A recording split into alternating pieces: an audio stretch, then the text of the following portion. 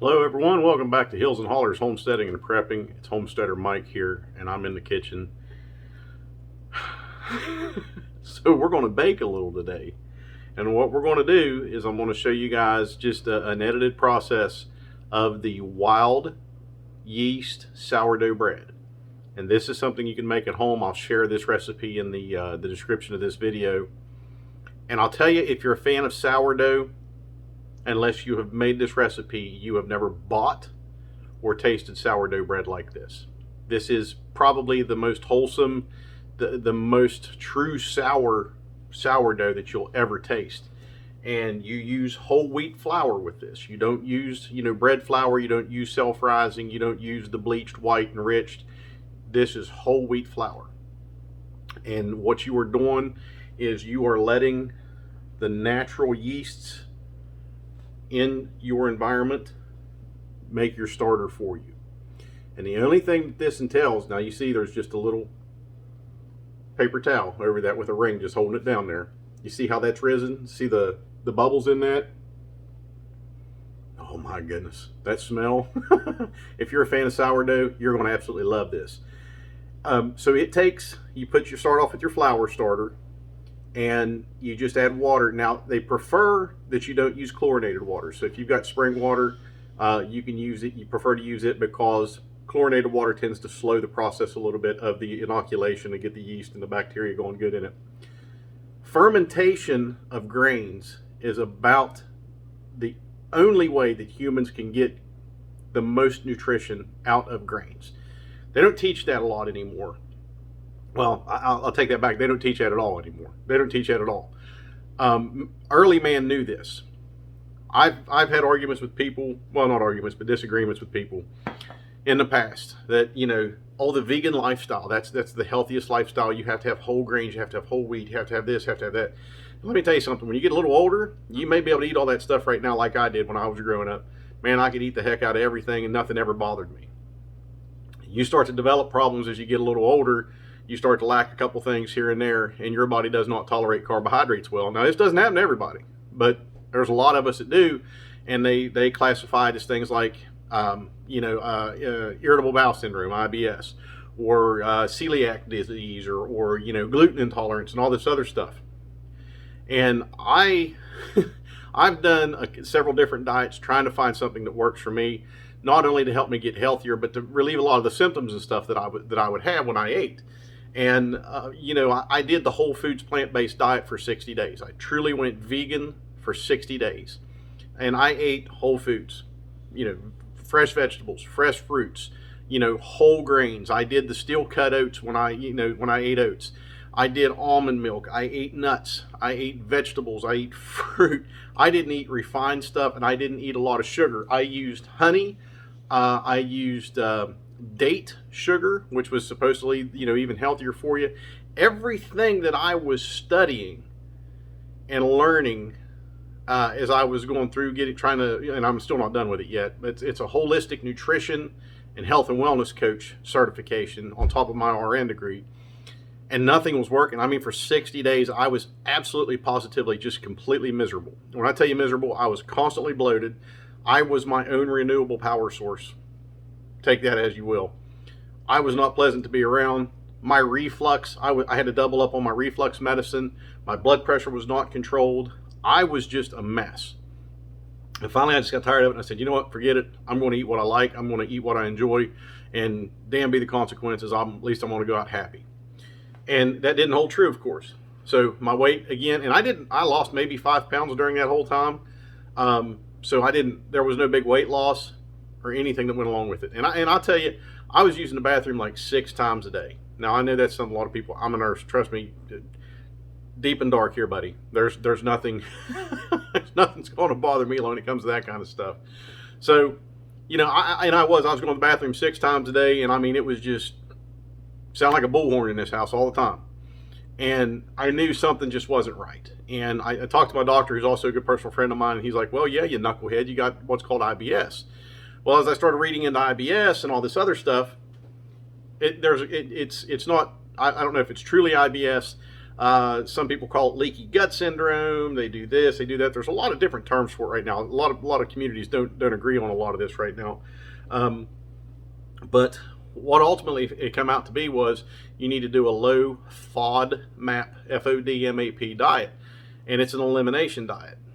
And when you actually read over how to do this, it takes such a long time to do this thing, because you're basically eliminating yourself down to a basic food, and then you eat that for a week, and every week or so you add one type of food back. And if you start having symptoms again, you know that food is not good for you. You eliminate that, wait till your symptoms resolve, then you move on and you go to the next food and the next food, next food. Man, I don't have time. I can't watch a daggone TV show all the way through without getting interrupted or getting distracted with something. So that's not for me. The more I read, and I actually did really good on a keto diet before. I felt great. I lost a lot of weight. I fell off the wagon. So this is what brought me to the carnivore diet, and I thought, well, this is going to be an easy FODMAP diet. I love meat. I love eggs. I love cheese. I love steak. I love pork, burger, chicken, all of it. You name it, I love it, and I'm going to eat that. So I did this carnivore diet. 9 days in, I'm not having to take reflux medicine anymore. 21 days in, I have to stop taking my blood pressure medicine because I'm about to pass out every time I stand up. My gut feels great. My mental clarity, my thought process, that brain fog, gone. Energy, better. Hey, what's going on here? So I thought, this is great. So I continued with the carnivore diet and completely off blood pressure medicine. This was last July. So completely off blood pressure medicine, completely off reflux medicine, feel a whole lot better, still have a lot of good energy. Got a back problem right now that's causing me a lot of grief, and I'm trying my best to fix myself or heal myself with diet and activity before I even consider going back for what they told me I would need, because I really don't want to go down that road. But anyways, so learning more and more and digging more and more into this is where we start to find that there are only certain ways that humans are meant to eat. You'll get that argument, oh, look at humans' teeth, they're not meant to eat meat. Look at a human's gut, it's not meant to process meat. It's not meant to do this. It's only meant to eat vegetables and fruits and plant-based and all this and all that. There's so many arguments out there about it. If you ever looked into it, it's almost like, oh my God, I'm just going to sit here and drink water and just live my life, But learning more, and I've had people approach me with, well, look at the silverback gorilla. All it does is eat vegetables and fruit and leaves, and look how big and muscular that thing is. Well, okay, so let's look at the animal kingdom. Most of your animals that eat like grass and vegetation and things like that, what's the one thing that they can do inside their body that humans can't do? That is ferment their food. Well, why in the world would they do that? Cows got 4 chambers in their stomach. You've seen a cow chew the cud. They swallow it, regurgitate it, chew it, swallow it, regurgitate it, chew it. Okay, so what they're doing is that's a fermentation process. And then once they finally get it to where it's broken down enough, it goes through the next 3 next 3 chambers of the stomach, finally comes out the other end. And that's how animals get the full nutrition out of these plants and stuff.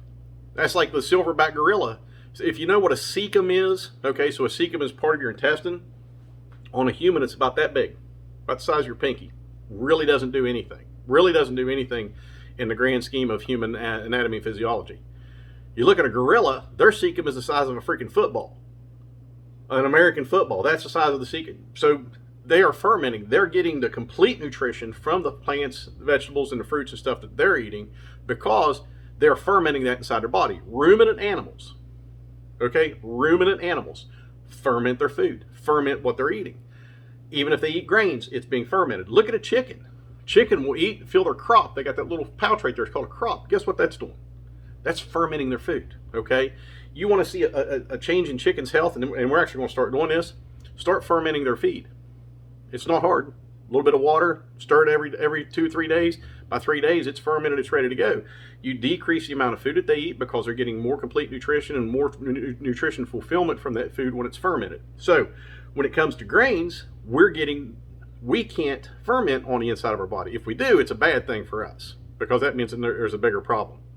So for humans, we have to ferment foods outside of our body. Sauerkraut, pickles, things like that are fermented. Even trying to think of the other fermentation process. I'll think of it here in a minute. That we're actually going to start doing this year too with a lot of our vegetables we get from our garden. But with our grains, so wheat is your base of everything. I mean, wheat flour is not completely white. It's a pale bone brown type of color. When you see bleached, enriched bread, that's exactly what it is. They bleach that flour, completely strip it of all of its nutrients, and then they turn around and they throw a bunch of artificial nutrients back into it. If you look at cereal, like cold cereal, there is not a healthy cold cereal on this planet.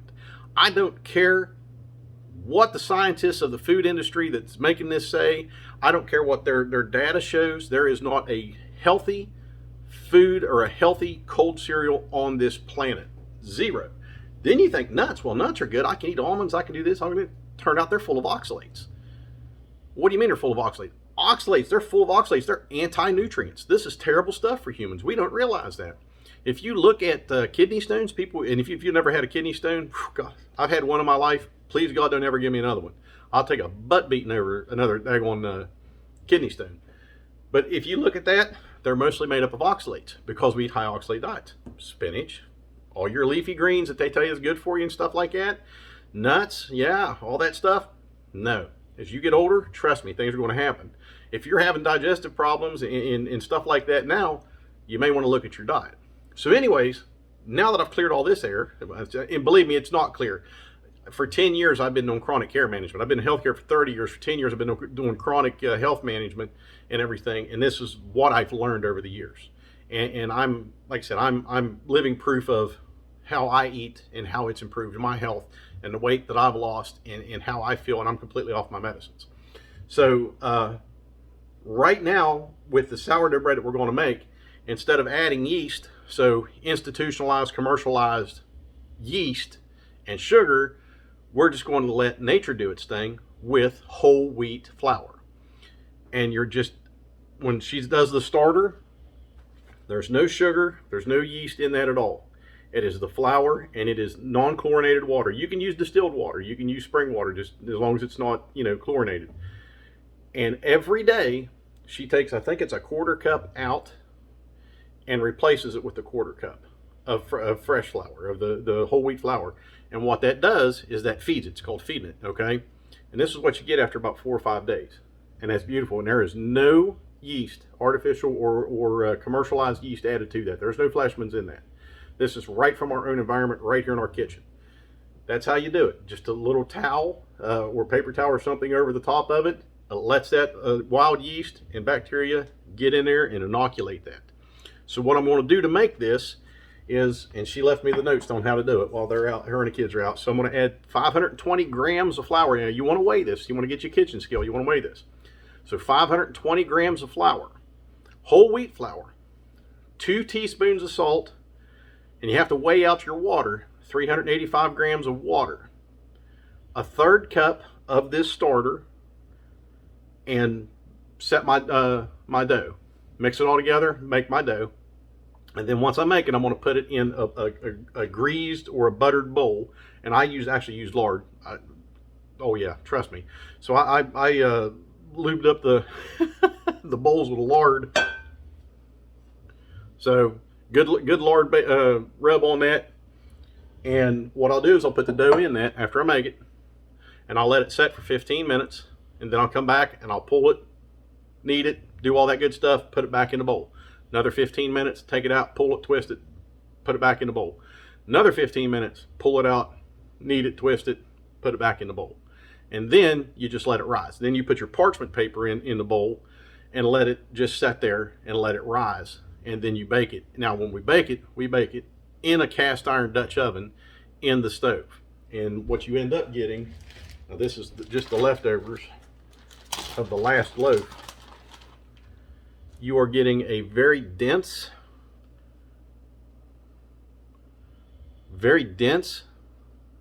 rather moist, good bread. And it smells fantastic. I mean, this is not, homemade bread is one thing. You walk into the house, mom's baking bread or grandma's baking bread, you walk in there like, oh my God. Oh. This tells you, boy, there's something more going on there. There's a lot more going on there. So if you're a fan of sourdough, you're going to fall in love with this. And I'm going to tell you right now, because it is great. I mean, it's a flavor spectrum, if you want to use that kind of terms. It's a flavor spectrum of, oh my goodness. Take that and what, when I do eat it, which isn't very often, but when I do eat it, I'll slice it. And in the mornings when I make my bacon and eggs, I'll put leave a little bit of bacon grease in the pan, and I'll put a couple slices in there and soak up that bacon grease, and I'll grill that right there on that in that same pan, that high carbon steel iron skillet. Well, it's high carbon steel is what it is. Instead of the big old heavy cast irons, I use high carbon steel. Same stuff by Lodge, but it's just thinner. And grill that bread. Oh, so good. So anyways, this is good healthy food. Ferment your grains, sourdough bread, make your bread at home. Stop buying this crap that you're buying in the store. What you're buying in the store is nothing. It gives you no nutritional value. If you look at everything, it's enriched, it's enriched, it's enriched. That's because the processing that it has to go through, the process that they put it through, strips it of anything good, and then they artificially throw a bunch of crap back in it. If you take cold cereal and it says iron fortified, there's true, real iron in that. If you don't believe me, look on YouTube, and there are videos out there where people will take a bag of breakfast cereal and hold a magnet up to the bottom of it, and you'll see iron flakes in there, metal iron flakes. That is their version of fortifying it with high iron. That's how they fortify everything with iron. Why do that when you can just make the bread or use the grain and ferment it to get the full nutrition from it? It's like corn, the way that we eat corn today. Oh, by the way, your salt, when you add salt, use sea salt or kosher. You don't want iodized salt. You can't use iodized salt. But if you look at, completely lost my train of thought here. I hate that. Where was I at with that? Okay, well anyways, I can't remember what I was even talking about. Told you. But anyways, going back to it, fermenting grains and fermenting things like that is going to give you the best nutrition. Corn, that's what I was talking about, corn. Okay, so the natives, what they don't tell you is we eat corn on a cob, we eat canned corn. Yeah, think about it. You eat corn, it comes out looking about the same way it went in, okay? How's that happen? Well, it's because the only way we're meant to eat corn is you have to run it through a process called nixtamalization. N-I-X, nixtamalization. There's videos on it on Facebook or on YouTube and stuff like that. Look that up. That is the only way you are to process corn to be able to get the nutrition out of it. There was a condition, I can't remember the name of it, starts with a P, that it's basically a niacin deficiency. People's skin was sloughing off. It looked like a bacterial infection, almost like a leper type of thing. And people were eating corn. They were eating corn. Their bellies were full, but they were dying from malnutrition because the body can't access all of the nutrients in that corn, especially the niacin. And corn is just chock full of niacin. And it was making them sick. And people died worldwide. People were dying from it all over Europe and every place because they weren't processing the corn properly. So nixtamalization is basically you take hardwood ash or pickling lime, and you put it in a big kettle, and you bring it to a boil, and you put your corn in there, and you boil that corn, bring it to a boil, bring it to a boil, bring it to a boil, because it's all hard corn then. And then you put it to a simmer, and you simmer it overnight. And then you let it cool, and then you take that corn out there, drain it off, rinse it, and then they would grind that corn into like a paste to make the little tamales and stuff like that. That is truly the only way you're going to get full nutrition out of corn.